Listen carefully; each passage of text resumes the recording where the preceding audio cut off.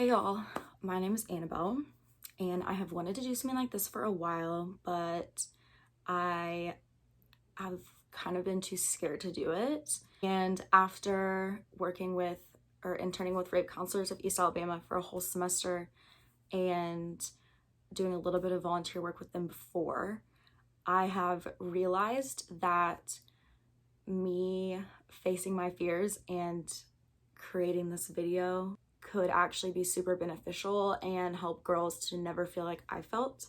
So that's why I'm doing this. It's kind of like a virtual hug, like a confidence boost if you or a friend ever is sexually assaulted.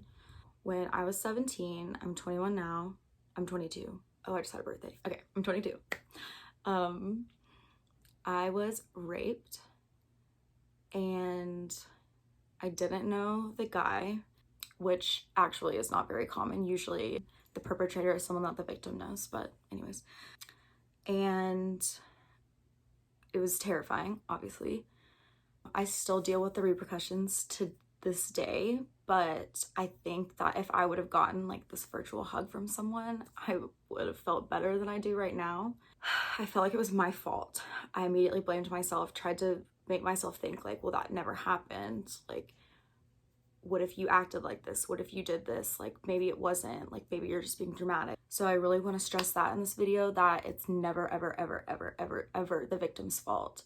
If a friend ever comes to you, it's important to tell them it wasn't their fault and that you believe them. Just that validation is so empowering, and it seems like something so small, but it really can make a difference in how your friend feels. In the situation, you lose all of your power.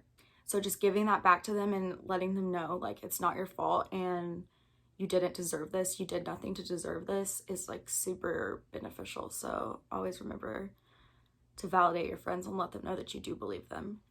I didn't really know about rape kits or pressing charges. All I knew was what I had seen in like the media, and unfortunately usually the media makes it look like the girl's lying, or it's just like a college athlete you see a lot of the times. Recently it's been getting better, like showing that women aren't lying. People that falsely report rape cases have the same, or it's the same percentage amount as any other crime. Does that make sense? I'll put the fact on the screen because I don't think I'm making sense.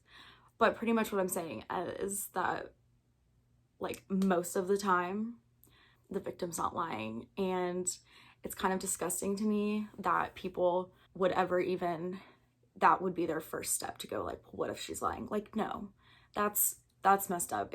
That's how it is, I think, and we should never go to that first. You should always believe the victim first.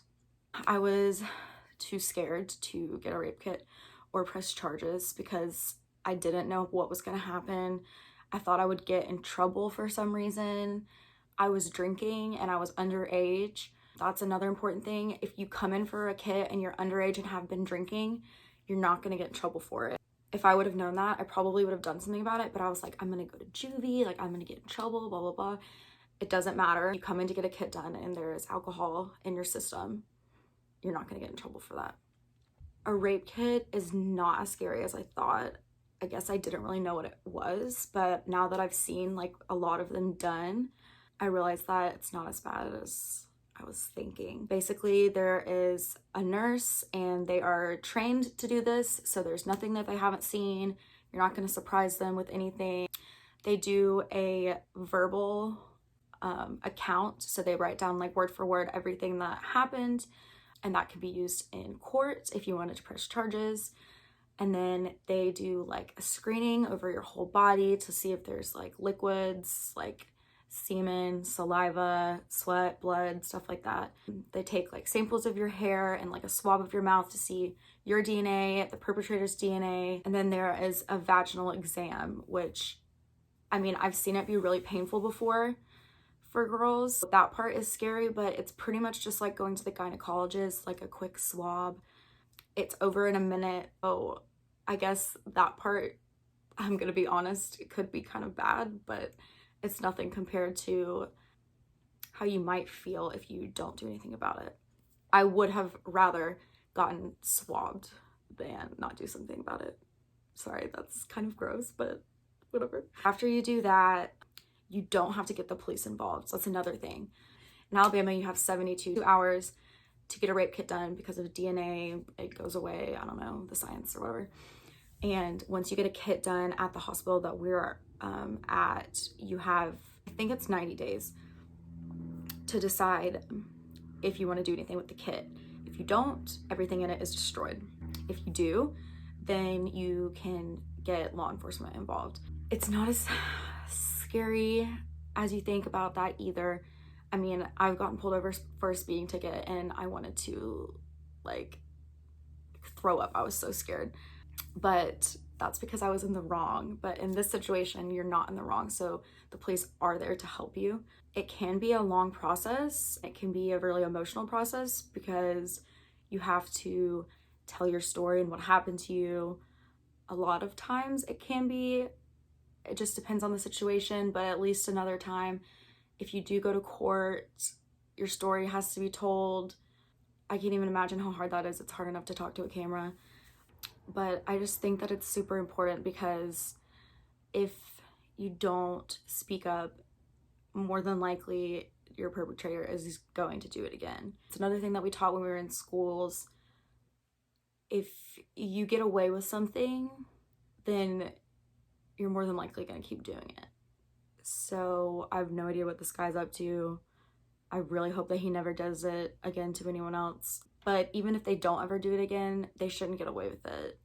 They took something from you and took advantage of you, and they shouldn't get away with that. They should be charged.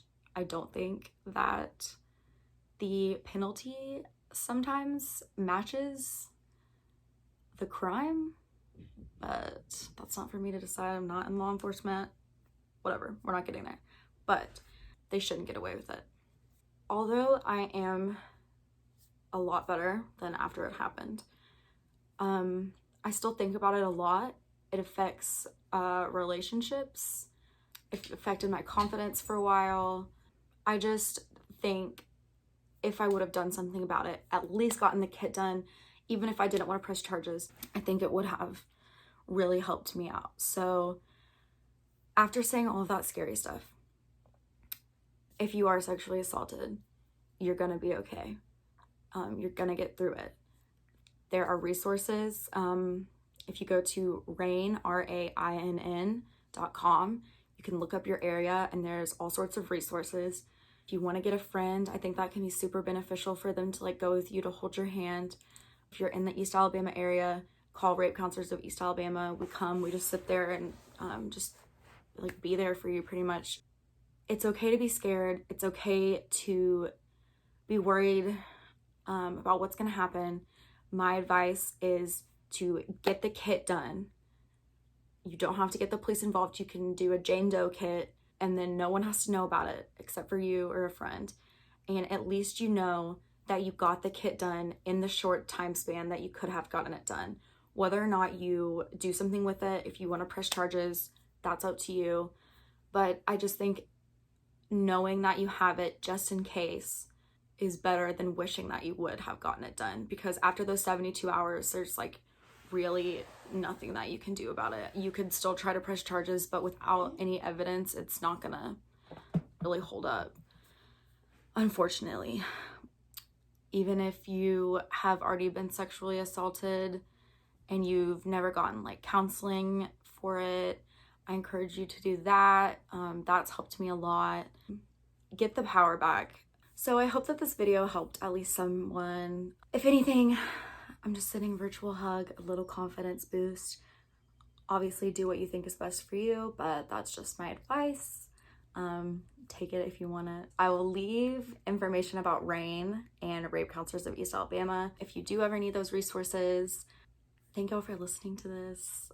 I actually feel really like relieved after filming this video. It's not as scary as I thought it was gonna be. But yeah, thanks for watching this and I hope that y'all have a great day. Bye.